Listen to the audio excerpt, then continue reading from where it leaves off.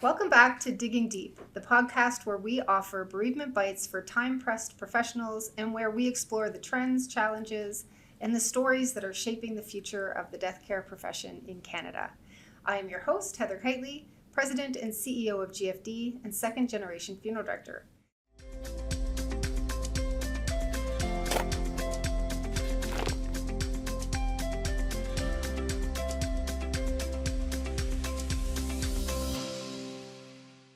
I am joined by a guest with valuable insights into funeral home consolidation. This is the first time we have tackled this topic on the podcast, so I'm excited today. We're going to discuss what owners should consider if they're thinking about selling and the key steps to prepare for a successful transition. It might sound a little bit of a tedious discussion, but I promise you it's going to be super exciting. So before we jump in, if you're enjoying Digging Deep, don't forget to follow, like, comment, and share. Your support helps us to keep these conversations going. Joining me today is Brett Denning. Hey, Brett. How's it going, Heather? Awesome. Brett is from Denning Funeral Homes. Brett is a licensed funeral director and co-owner of Denning's. He was raised in his family funeral home. And, you know, that's the theme today because I was chatting with Sharon McGarry earlier, and she was talking all about raising her family above the funeral home. So we could probably segue there, but we're going to run out of time. And so growing up above the family funeral home, Brett learned early the importance of supporting families during difficult times. It is a unique upbringing for sure. Today, Brett plays an active role across all Denning locations, mentoring staff and fostering a culture of excellence. Brett also serves as the Senior Director of Finance and Business Development at Southwest Crematoriums, which is Canada's largest crematorium cooperative. He is passionate about personal growth and inspires all of those around him to continually evolve. Hey, Brett. Super kind words, Heather. Thank you. Well, all true. I can say that from experience because I've known you for a little bit of time and, of course, just have such a great admiration for the work that you and your entire family are doing. Okay, we are going to start with the Brett Denning origin story. So take us from the beginning because I think everyone sort of assumes, just walked into this family business and had everything sort of handed. So your story is actually very different than that. So please let us know. It's a little bit unique, and with your last name being on the sign, that's usually the assumption that's made, and there's certainly nothing wrong with that, that lineage. I did grow up in the funeral home, lived above the funeral home with my three siblings, and that's likely a whole different podcast of stories that anyone that's grown up in those circumstances would share with. But after growing up in the funeral home, it was clear that I wanted to be in the sector and the bereavement sector. Got my funeral director's license. What became clear to my brother, who was the other co-owner of Denning's, and myself, was that there was a lot of Denning's, and there was just not room for our ownership aspirations at the home funeral home in Strathroy, Ontario. So we ended up buying a small funeral home about 15 minutes away from Strathroy, Bill and I, which we ran in our part-time hours because we both had to maintain full-time jobs when we bought it. So my mother, who is licensed, oh wow, tell me about that. Let's just not skip over that for a second because that sounds a little bit intense. It was intense. So you're both working somewhere else? Yeah, I was working for the family funeral home in Strathroy. Okay. Some days taking extended lunch breaks with the removal van, obviously to do removals for my side gig, which my family was very gracious and understanding with. Wow. And Bill was working down in Rodney and West Lorne for Jim Padfield at Padfield Funeral Homes. So in order to get into ownership, the financial aspect required that we didn't take a salary for many years. So we did. We ran it that way on our days off and with the assistance of our licensed mother, who was absolutely crucial in those days. Your mom's awesome. Yeah, we wouldn't have been just able shout to out do to your it without mom. her. Yeah, shout out to Rebecca. Yeah. And it worked. And within 2 years, we were able to purchase our second, third, and fourth funeral home. Still, are you working side jobs at this time too? Or Once we bought our second, which was in Forest, Ontario, I was able to resign from the family funeral home and go full time. And then very shortly after that, we purchased our third and fourth, which was where Bill was working currently. Okay. And of course, he continued on working. So at that point, we had enough volume and revenue where we could sustain ourselves with a salary and continue to grow the business over the coming years. Amazing. Yeah, so it was a great experience. I believe truly that that serving families in small town Ontario is the absolute best training ground for a good funeral director when you're answering the phone at 2 a.m., responding to the house or wherever the death may be, all the way through, doing every aspect of the arrangements. It's a wonderful way to train and to understand how to serve families. And we did that for many years. Now hold on though, because when you say it was a great experience, I feel like could be sort of minor quotes around the word great, because that sounds like Great in the context of training. because you were raised like, so you had families at this time too, right? So not yet. quite yet. Okay. I started my family. I was married in 2009 and had our first child in 2010. So in between the 4 funeral homes and coming home to buy a funeral home in Strathroy, which was our generational family funeral home, we started families as well. Wow. So yeah, when I say great in the context of training, there are some awful days. And, right. And it takes a lot out of you to serve families in the manner and the capacity that they need to be served. And living in the communities at the same time, right? Because you guys were living there, working there. That's right. Wow. Yeah. So it requires all of you. And but Bill and I knew that we wanted to continue growing, and we did. We circled back to speak to the several different Denning family members that were in ownership in Strathroy, and we were able to come to an agreement and buy the family funeral home. And we still have many of the Dennings working for us. I'm very proud of that. That both my second cousin Brad and my first cousin Mary Lynn, myself, my 2 brothers now, all work together in this business, and it's for a family business.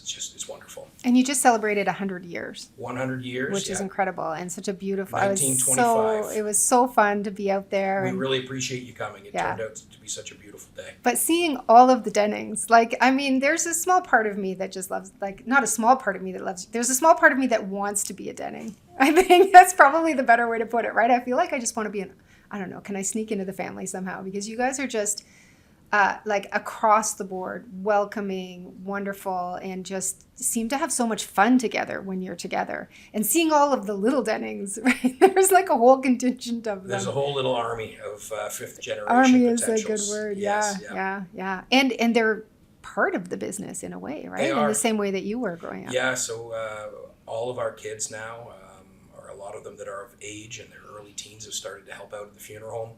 We have a manager on call weekend that we all share, and I know that I have my oldest boy. He's been on removals with me and does all sorts of work around the funeral home. So, I think after experiencing an upbringing in a funeral home, it truly is a gift to a child to be around that. I was speaking with a good friend of mine who owns a pharmacy, and I didn't know I was giving him good advice, but he told me after I was, which was that when we're able to teach our kids that there's people that have more important needs than you on a regular basis, it really does create a good understanding for kids of how the world works, and that it's not always about you. And being raised in a funeral home taught us that on a regular basis, that no matter what you were feeling, there was often someone downstairs that was feeling something much worse, and your needs were very secondary.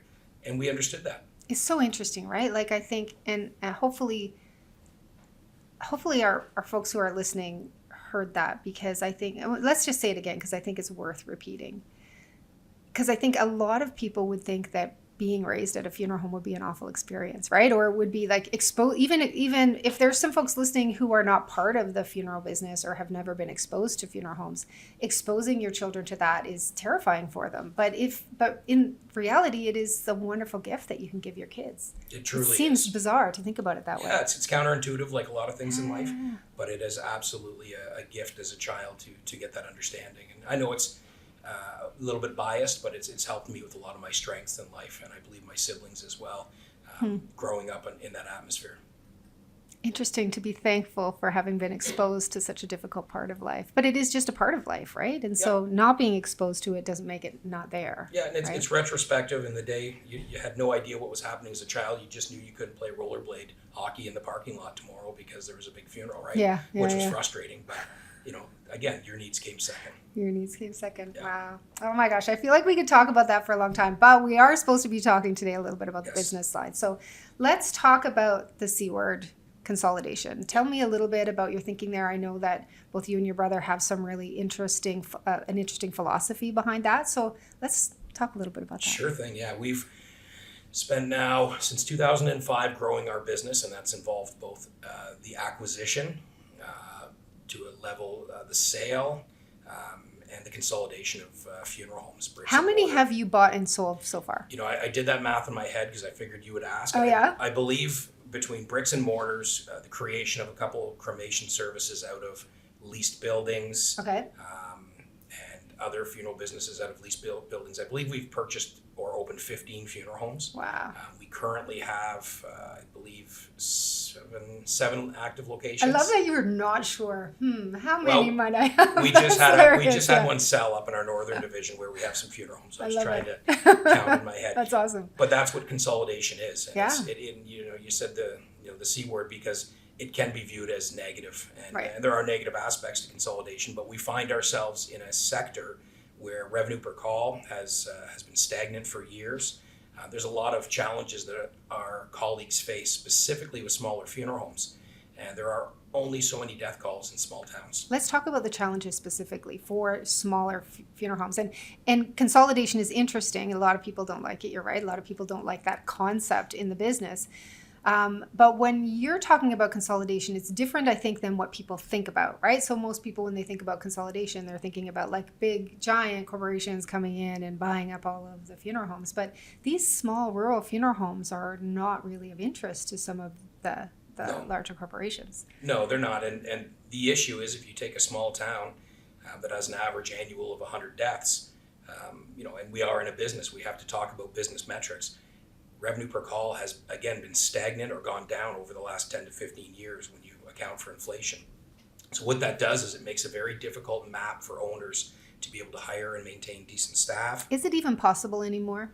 It's extremely difficult. It's possible when there's no debt attached to a small funeral home. I know lots of guys and girls that are still operating, profitably with 100 calls, but when you try and attach a debt note to that, Right. it becomes unsustainable very quickly, unless you're an owner that wants to work 24/7, 365, which a lot of us have done in the past, Yeah. but that's certainly not a path for growth. You're stuck Right. to doing just that. Nor, I think it's important to point out, a path for life, right? No. I mean, so much of the history of our business is that, we were talking about that earlier too, about that concept of like you just work and work and work and work and work and self-sacrifice, that's what you do. But I think that, you guys do a really good job of this too, of understanding that that's not necessarily how you build a life, because you guys are building your lives at the same time you're building your businesses. So It has to be sustainable for not just us, but for the people in our team that we rely on. And we figured out a long time ago that people needed their weekends off. Just because it was busy next weekend doesn't mean it's all hands on deck. It just doesn't work that way anymore.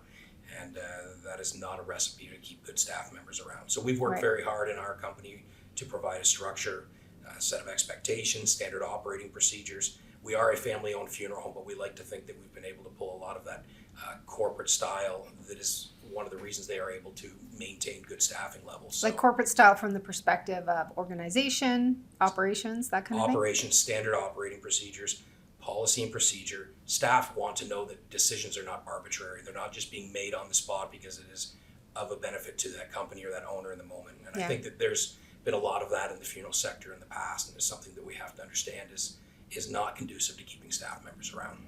Well, and so much of the work that you've done, I think, has been centered around that idea of enabling funeral directors to do what it is that they do best. So let's talk a little bit about that, because I know you guys have had a bit of a journey on what that looks like over time, right? And how you've changed your thinking on it. Absolutely, and we've done our best to empower our funeral directors to make decisions, to do the things they're good at, and to remove a lot of the daily activities that are just not conducive to being a funeral director.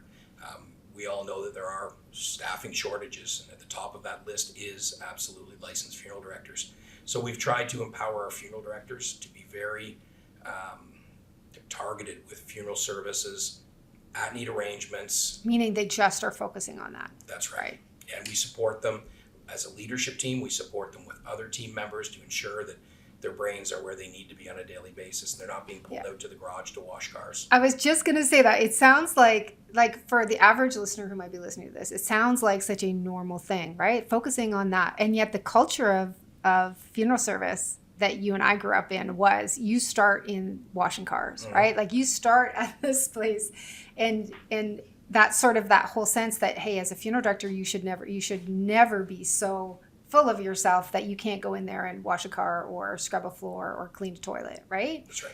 And yet, if you think about it, it's a change that has to happen, because that kind of thinking in today's age, I think, is just silly. It's different now. For all the controversy that might be. It's, it is. It's different now, and our opinions on it are less relevant than ever because what's in front of us is Oh my gosh, I love that. Our opinions are less relevant. they are, and It's as so ownership, true, and it's so well said. we have to meet the staff and the talent where they need to be met, and Yeah. that'll always be a negotiation. But I truly believe that funeral directors should be paid more and should be paid well, and that's a struggle the sector has, and I think we're moving in the right direction. It took a pandemic, unfortunately, for it to happen. So if we can get there, we'll be able to attract new talent, hopefully, come out the other side of that. You have hope for that, eh? I mean, I know we're not talking about this in that podcast, but the fact that so few people want to enter our profession, you're feeling hopeful. You have to be. Yeah, I suppose that's true. And on one side, I'm hopeful. On the other side, we prepare for the alternative, which is requiring less funeral directors in the future. And that's something that we have done and we will continue to do. Our first choice will always be wonderful Class 1 licensed funeral directors. Yeah. In their absence, we will make moves, and we have made moves to make sure that we don't rely on something that will not exist. So I'm optimistic in a very realist way. Yeah.